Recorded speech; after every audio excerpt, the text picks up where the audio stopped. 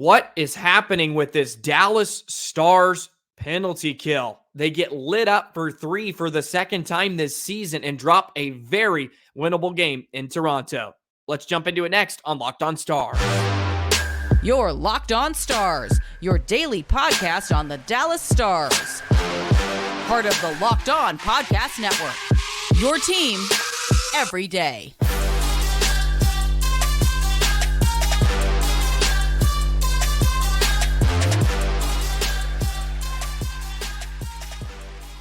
Howdy, Stars fans, and welcome back to another episode of Locked On Stars, part of the Locked On Podcast Network, your team every single day. It's a pleasure to be with you. I'm Joey Erickson, former producer of 105 Through the Fan and play-by-play voice of the Chippewa Steel. Please be sure to subscribe. We are free and available wherever you get your podcast and on YouTube. And as always, thank you so much for making us a part of your day and making us your first listen. Ouch. The penalty kill has been atrocious, and the Stars get beat for 3 yesterday, and the Stars fall to the Maple Leafs by a final score of 5-4. Very underwhelming performance on special teams and blue line play, I might add. I have plenty of thoughts and takes on the matter in today's episode. Fortunately, the Central Division race is heating up. The Stars have crawled their way back into it, so there are some positives moving forward as the Stars wrap up this 3-game road trip out of the break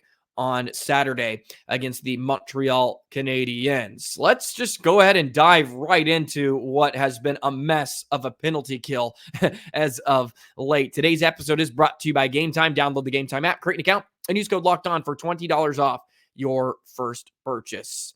Yeah, the penalty kill has been very, very bad. At one point during the season, it was one of the elite kills in the business, but they've now gotten lit up for 3 a couple of times here in the last month. And albeit this Toronto team trots out a very, very deadly group with Nylander and Matthews and Marner, and their big boys had fingerprints all over this game. Matthews with a power play goal, Tavares with a power play goal, and Nylander, of course, gets one as well as he opened the scoring. And it was more frustrating due to the fact, too, that Toronto's not that good of a team. I'm sorry. And maybe that's a hot take out of me, but I'm watching this game last night, and the Stars, for me, did more to hurt themselves in the game yesterday than Toronto being better. I don't like their depth. Their big guys are really all they have. And granted, it's a very, very quality group. Their goaltending was not spectacular last night. Samsonov was meh for my taste. And it was just not pretty on the PK by any stretch of the imagination. What is really starting to irritate me now is that the answer is on the team. This has nothing to do with needing a right shot defenseman or another depth piece on the blue line. When you have a world-class talent, and for that matter, you may have 2, and Miro Heiskanen and Thomas Harley, they need to play on the PK. I don't care. It's time for Lindell and Jani Hakanpaa to at least get relieved every once in a while. Look, I'm okay with them getting the majority of PK time. That is completely fine. I know you don't want to play Miro that much because you want to have him fresh, and I understand that. But are we going to trot out Lindell and Hakanpaa come playoff time? When you need a big kill, you have a world-class talent. You have to use it in all facets of the game. And I understand it's the regular season and you don't want to wear them out and all that good stuff, but you have an answer. And I don't want to hear Razor every time the Stars go to the box say, well, Miro hasn't really been killing penalties at all this year.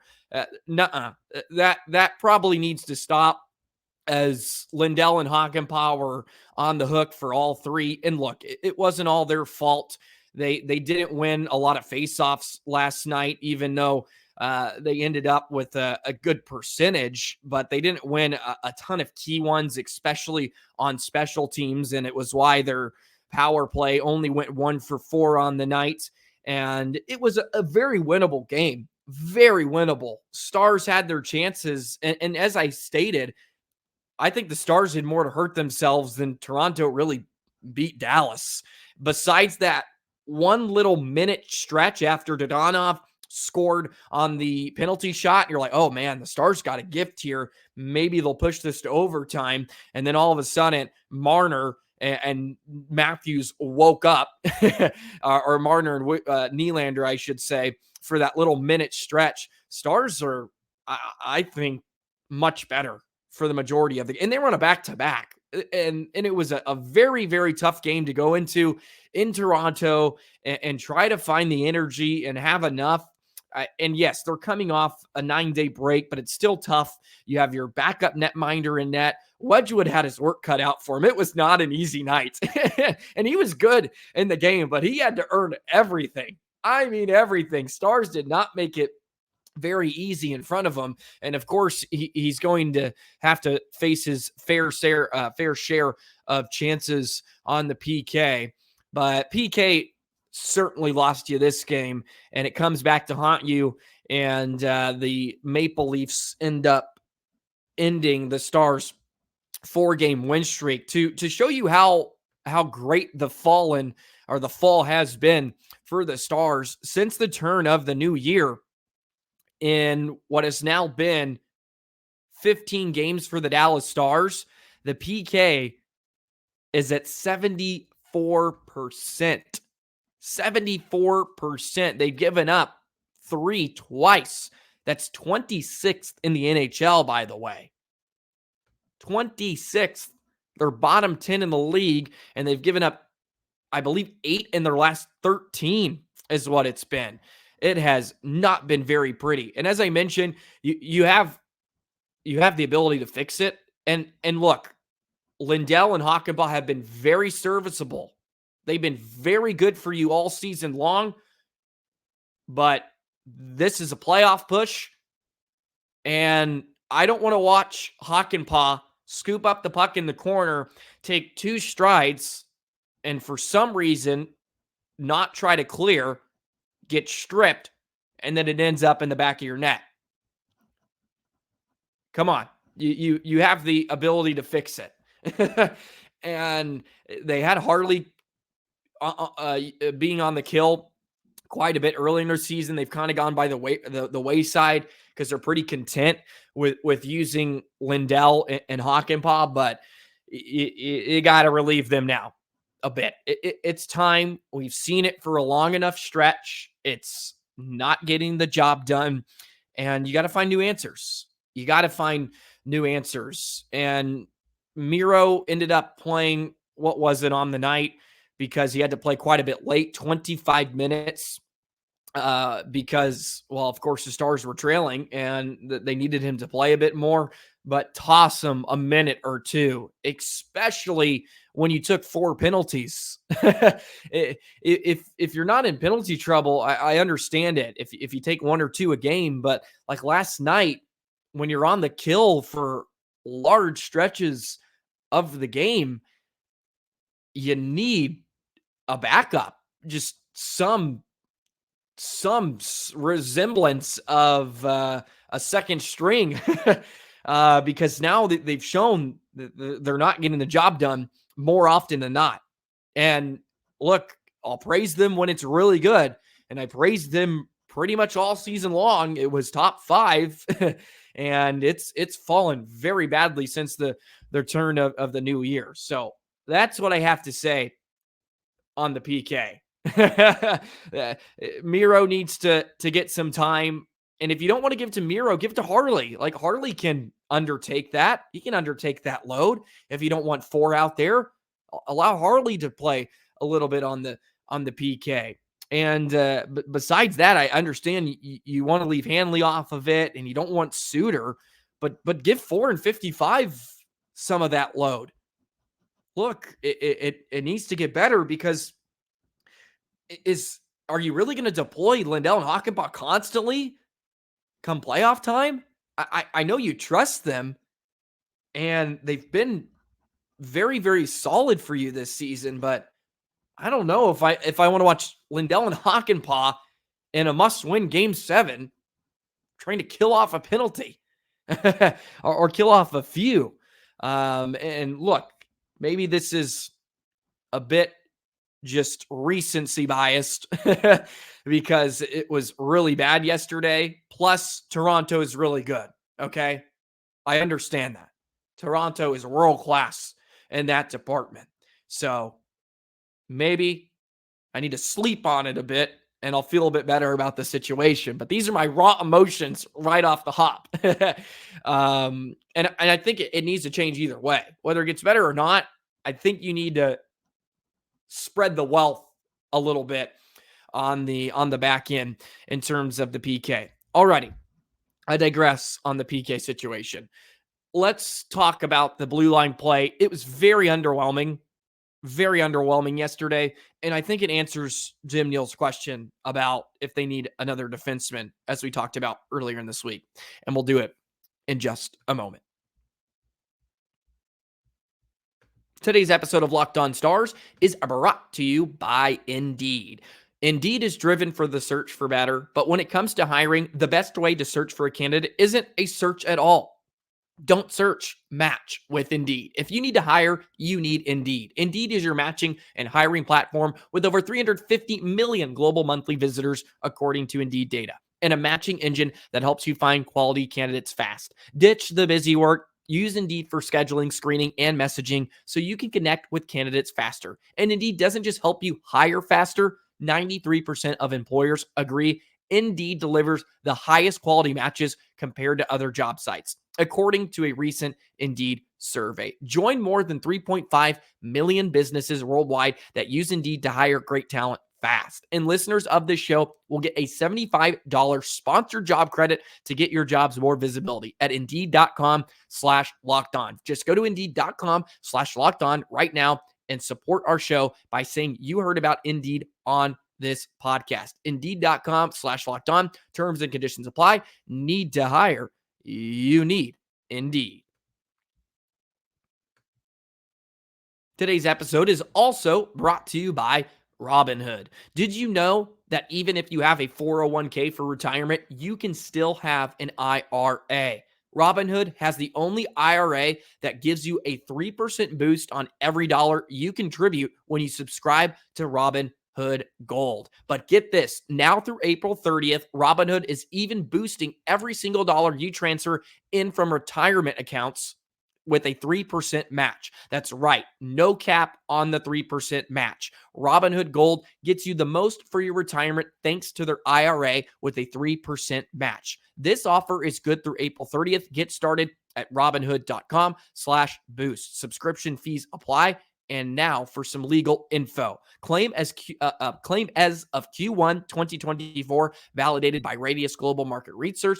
Investing involves risk, including loss. Limitations apply to IRAs and 401ks. 3% match requires Robinhood Gold for 1 year from the date of first 3% match. Must keep Robinhood IRA for 5 years. The 3% matching on transfers is subject to specific terms and conditions. Robinhood IRA, available to U.S. customers in good standing. Robinhood Financial LLC, member SIPC, as a registered broker-dealer.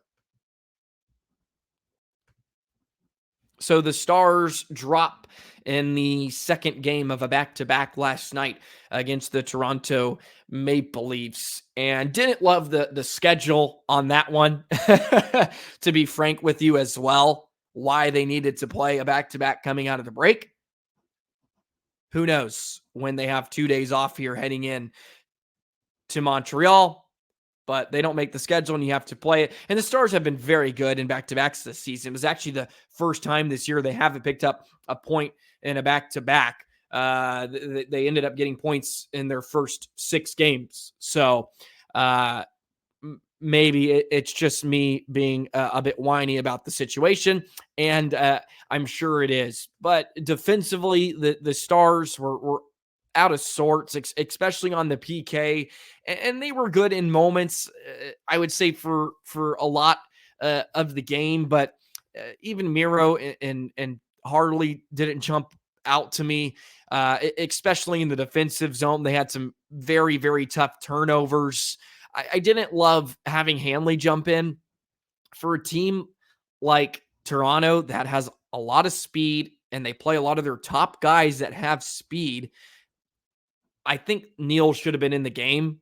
I don't know why you bring Hanley in. I get it.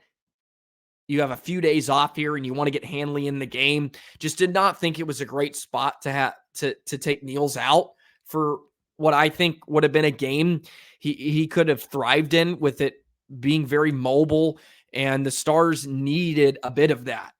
Hanley and Suter are not the most eye-appealing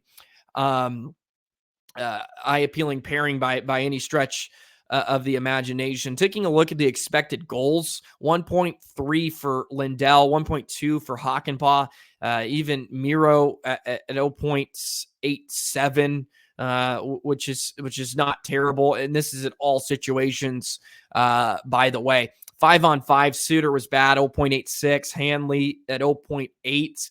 So they did not have the best night, and could have told you that to some degree. But I understand the deployment of it.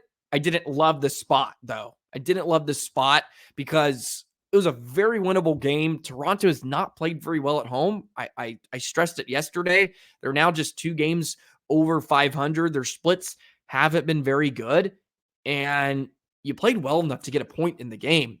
Besides the PK letting you down, you played pretty good. But my main point here in this segment is this game answers the question for Jim Neal about, do you need another defenseman? Your answer's right there in front of you. Just watch that game last night. Ryan Reeves was having an impact on the game in different stretches. You don't need to wait another 5 months, or not 5 months, excuse me. Another, 5 or 6 games, or 8 games until the trade deadline rolls around. Here's your answer. That game. Because you almost won, and you gave up 3 power play goals. And you almost won against a Toronto team that just lit you up with their best players on the ice. Yeah, go get one and make this team a true contender. And that's selling them short because they are a true contender. But I mean, yeah, like maybe cup favorites type of deal. Honestly, the Stars team's good. The Stars team is really good. And as I was saying to some degree yesterday, they don't get beat a whole lot. Yeah, they lose and they look ugly sometimes, but every team has those moments. Look at LA, has been really bad. Winnipeg's now been sliding. You just need to be your best when it matters. And you go out, you get another defenseman, and it doesn't need to be splash, right? It doesn't have to be the big ticket item out there. You just need some very solid play. You can bolster up the bottom of your defensive depth, like a Ben Lovejoy type when he came in, when the Stars made that run against St. Louis back in Miro's rookie year, like a Lovejoy type, just a good body. Like, I know we all want the big ticket item, right? But I don't think you have to break the bank, so to speak, to get you a really, really valuable player on the back end and just holster up some of your holes, and you're going to feel really good about where you're at. Because I'll say it again, I don't think Toronto's very good. It didn't get me out of my seat yesterday. And maybe this is just, again, me being a bit sore about the whole situation. But you almost won a game that you really shouldn't have been in when you give up 3 on the power play. And yeah, so those are just my thoughts on the matter. I don't think you need to wait for the next month to decide. I hope the decision was already made, as I mentioned too when I talked on Monday, that it should have been done. You should have already known this, like, because of the last 4 months of play, especially if someone goes down. Obviously, God forbid, but someone could go down. And what you're gonna have Hanley? You want to have Hanley and Lundqvist in the lineup every night, right? That is very possible if you don't make if you don't make a decision. So that's kind of where I'm at on the whole ordeal. And maybe this comes off as me being really, really upset about where the Stars are and stuff. But I promise this comes from, I feel really good about where this Dallas team is. I think they have a chance to make a very, very good run. A very good run. And I feel like there could be some meat left on the table if you don't take the opportunity to sort of go all in, or at least give the impression you are, to prove you are. Because yeah, they can be very, very, very good if they holster up the blue line. Because yeah, it wasn't very good last night. And look, Harley and Heiskanen are two of the best, and it's really fun to watch them play together. But if you could spread the wealth around and the other 4 D-men you have, this team will be a lot better, and I think we'll feel a ton better, especially if we get performances like we got from Otter a few days ago. Then it is going to be all sunshines and rainbows here on Locked On Stars. Alrighty? Okay, let's dive into the more positive stuff of today and the Central Division race. It's getting very, very exciting. The Stars are right back in the hunt for home ice advantage. Let's jump into it next on Locked On Stars. Today's episode of Locked On Stars is brought to you by Game Time. Game Time is obsessed with giving you peace of mind with your ticketing purchase. See the view from your seat before you buy, so you know exactly what to expect when you arrive. All-in prices show your total up front, so you know you're getting a great deal before you check out. Buy tickets in seconds with 2 taps. You want to go to a Stars game, maybe even want to go to the Super Bowl. Probably will be too expensive, even with Game Time, but you know what I mean. Also, you have spring training games rolling around.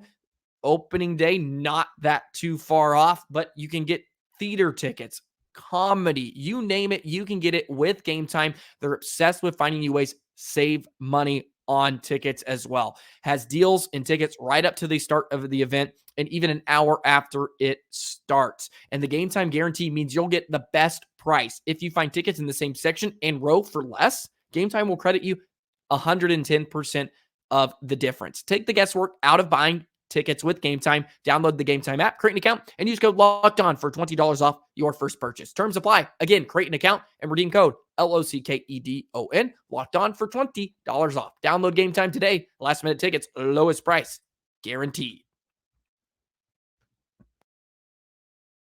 Be sure to check out Locked On Sports today as well, the first ever national sports 24/7 streaming channel on YouTube. And now you can also find it on Amazon Fire TV, covering the top sports stories of the day with local experts on Locked On, plus our national shows covering every league. Find the Locked On Sports Today channel now on Amazon Fire TV. Hit the subscribe button on Locked On Stars. Hit that notification bell. Follow us on Twitter at Locked On Stars. You can follow my personal account at Joey the Jet 19. Throwing a ton of stuff out there on most days. Okay, about this Central Division, because with the Stars winning against Buffalo a few nights ago, and then Colorado fell, and then Winnipeg fell, the Stars are now tied for first in the Central Division with the Colorado Avalanche at 68 points. Winnipeg still has 3 games in hand, and they trail Colorado and Dallas by just 3 points. But the Stars have gotten themselves back in the conversation. And as I touched on at the beginning of this month, it's going to be a very tough stretch of February. You have Carolina twice. You still have New York. You have Boston. And then at the end of the month, you have Colorado and Winnipeg. So those are shaping up to be very, very fun meetings between these Central Division foes, because first place could certainly be on the line at the end of the month heading in to March. The Stars need to be a bit better on home ice, I would say. And they can kind of get this locked up. They've been fine away, and they're pretty even both ways. So even if they improved, it doesn't need to be a remarkable improvement. But I think they could really tighten up on home ice, especially defensively. And maybe if we start seeing signs of this Otter returning, that will certainly help, because the Stars just haven't gotten great goaltending consistently this season. They're getting good enough in spots and keeping them in games, but not where somebody steals a win like Jake Ottinger did in Buffalo the other night. But the Stars are right in the thick of things. It's pretty much a 3-horse race. Colorado has a plus 34 goal differential. The Stars at 32, and then Winnipeg at 36. If the PK really cleans up, the Stars will be just fine. But you're talking about really good teams you're about to take on with very good PKs, right? The personnel that they have, the PK. If you look at the power play since the turn of the new year, Carolina, who you're facing twice, 34%. You have Boston at 22%, which is just below the Stars. New York at 15%, and that's in 16 games. But of course, they have the firepower to definitely hurt you. So by no stretch of the imagination is it going to get any easier, but it's good for them to be in this conversation. Winning would be huge, the Central Division, because you want to get away from Colorado by any stretch of the imagination. If you get a 2 seed and you have to play Winnipeg, it's not the worst. If you're starting to talk about playoff matchups, I think you just want to get out of the way of Colorado. Even if you had to face an LA team as a wild card, with Edmonton probably going to jump in that top 3, if you don't win the division, or if you do, and you're probably not going to get the number 1 seed. It's either going to be Vegas or what looks like Vancouver. If you get the overall 2 seed and you take on even an LA team, you'd feel pretty comfortable with that, especially the way they're playing, even though it would be a very, very good first wild card. So if you had to settle for second, it's kind of just about missing Colorado at this point. I'm okay with playing Winnipeg. I really am. They don't scare me in a whole lot of ways. What does is Connor Ellenbuck, because you get one incredible series from a netminder, and you're going to face some difficulties. Look what Ottinger did in Calgary a few seasons ago. It is very possible, but I love where the Stars are. That was huge for them to get those 3 wins before the break. They get the win yesterday. It was going to be, or a few days ago in Buffalo, it was going to be really tough to beat Toronto, but you could have. So it feels like you left points on the table. But a lot of positives moving forward. Shake it off, get a couple days off, go ahead, take down the Canadians on Saturday at the Bell Center, and you move on from there, and you get back home and go to work. So that's where we stand now, out of 2 games out of the All-Star break. Hope you had a wonderful, wonderful Thursday, and hope you had a good time taking this in, listening to me ramble. I was a bit fired up today, if you could not tell. Thank you to all you everydayers out there. Hit that subscribe button. Be sure to like. Be sure to comment. What were you frustrated about yesterday? I bet I know what it is. So I was frustrated. I wanted that win in Toronto. Maple Leafs, man. Maple Leafs. Very, very, very infuriating. Anyways, I'm done. Hope you have a wonderful rest of your day. Hey, on the lookout, Logan Stankoven. I got some clips for you tomorrow from the Stars prospect you won't want to miss. So we'll see you tomorrow, and we'll wrap up this week on a high note. So long, Stars fans.